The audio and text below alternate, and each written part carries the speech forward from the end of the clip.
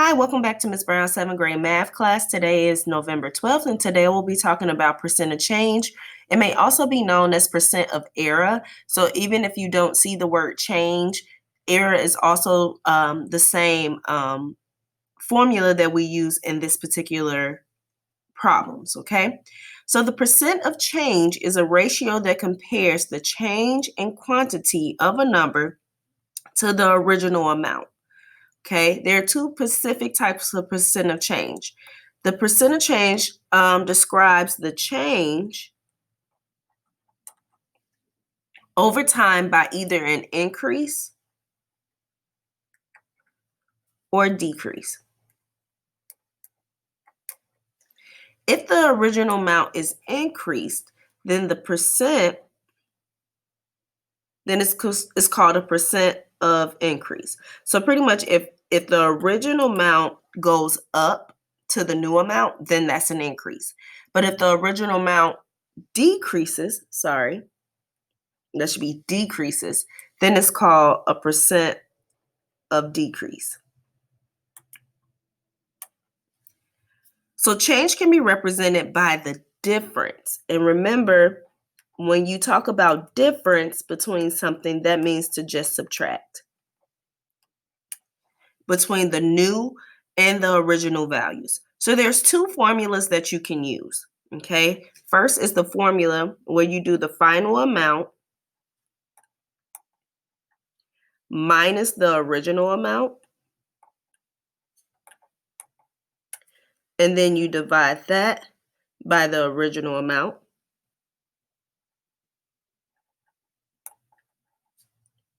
And then times it by 100. Or you can use the proportion way. It's completely up to you if you like proportion. So it will be the percent over 100 equals the change, so that difference over the original. But for today's purposes, I'm going to teach the formula way because we have been working with equations. So I think it's a little bit easier for you to understand. So we're going to take a look at 3 to 4 examples, and hopefully it'll kind of help you see how to figure this out, okay?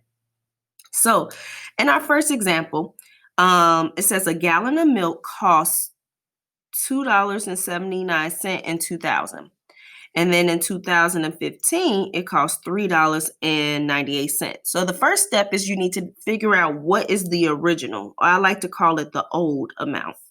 So if I look at these 2 days, 2000 is the oldest amount. So the $2.79, because that represents the later date, okay? Now, if I look at my new, which would be the $3.98, because that represents the newest or current date. So if I look at my original and then I look at my new, what happened in the price values? This one, it went up. So this is a percent of increase. Okay, so now that we got that, let's go into the steps. It's 3 basic steps. It's really easy. First, you subtract the change, okay? So you're going to subtract 398 minus 279. That's going to give you $1.19. So the difference between the two different amounts is $1.19. And I know many of you may pose the question, well, Ms. Brown, which number goes first? In this situation, because this is actually absolute value, just subtract the biggest number first, okay? And you'll get the answer. Second, you divide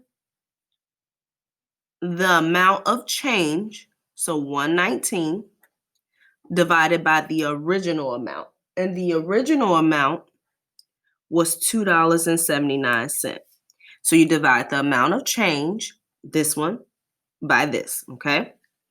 And you end up with 0.426. I always say, it's a little more numbers after that, but I always say round to the nearest hundreds. Okay, so if I look behind, this would be 0.43 because that is a 6. So then I put 0.43, multiply the decimal by 100 times 100. That gives me 43, and then my answer is a percent. because this is why I wanted to multiply it by 100 to change to a percent. Okay, because they asked me what is the percent of change that it will cost. So it's a 43% increase. I'm sorry. It's a 43% increase, okay? Let's take a look at the next example. Yusuf bought a DVD player for $280. Now it's on sale for $220. So originally it was $280, but the new cost of it is now $220. So is this an increase or a decrease? Well, my original was $280 and my new was $220. So the money went down. So this is a decrease. Okay, so then step one, we subtract. So 280 minus 220, and that answer is 60. Okay, and then remember, we divide this by the original amount. So 60 divided by 280 gives me 0.214. I look behind me, that is a 4, so this number stays the same, 0.21. Now I have to change this percentage into a decimal. 0.21 times 100 gives me 21. So this is a 21% decrease. Okay, so the value of the DVD player went down 21%. Now let's take a look at the last one.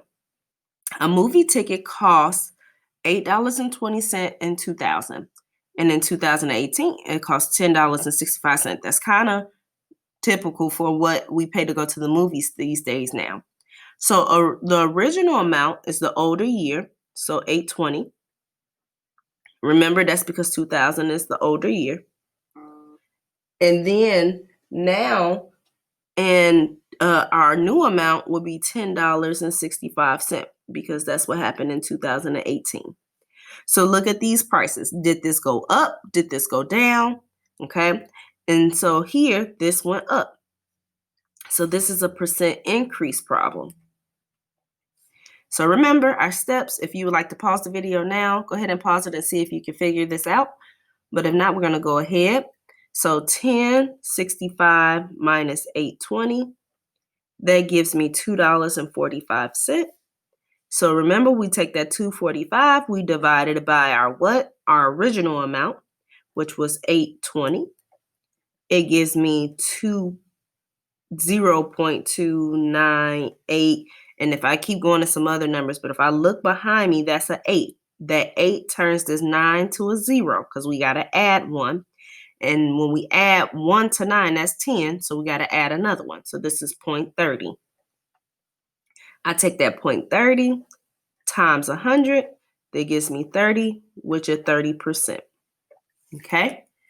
And this is just the basic of how it looks. So we're going to do a real problem and then we'll wrap it up for the day. Okay. So a baby cow weighs 24 pounds at her 4-month appointment. At 6 months, she weighs 18 pounds. What is the percent of change?